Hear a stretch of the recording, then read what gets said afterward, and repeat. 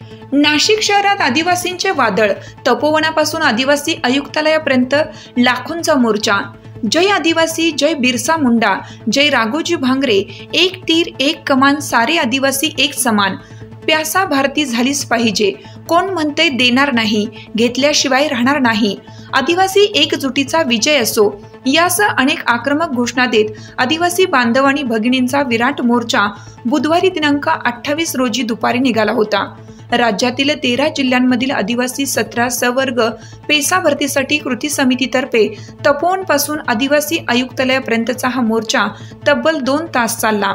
राज्याच्या विविध भागातून आलेले आदिवासी बांधव काळ्या पिवळ्या जीपने तसेच आपल्या गावातून प्रवासी वाहनाने थेट तपोवनपर्यंत आले। सकाळी 11 पासून आंदोलक जमायला प्रारंभ झाला होता। मोर्चाच्या प्रारंभापासून पोलिसांचा मोठा फौजफाटा तैनात करण्यात आला होता। दुपारी 1:30च्या सुमारास घोषणा देत मोर्चा मार्गस्थ झाला। यावेळी अग्रभागी असणाऱ्या मोर्चेकरी महिला, युवती आणि आदिवासी बांधवांनी पेसा भरती झालीच पाहिजे या विविध घोषणा देत उपस्थितांचं लक्ष वेधून घेतलं।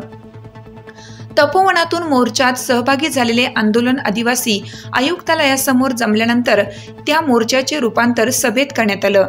त्यावेळी मंचावर त्यांच्या समवेत माजी खासदार भास्कर भगरे तसेच उपोषणकर्ते आणि जिल्हा परिषदेचे माजी सदस्य भास्कर गावित, आदिवासी समाजाचे नेते चिंतामण गावित, आदिवासी विकास परिषदेचे युवा अध्यक्ष लकीभाऊ जाधव, माजी आमदार वैभव पिचड, माजी उपसभापती मारुती मेंगाळ, आदिवासी नेते देवराम लांडे आदी पदाधिकारी उपस्थित होते।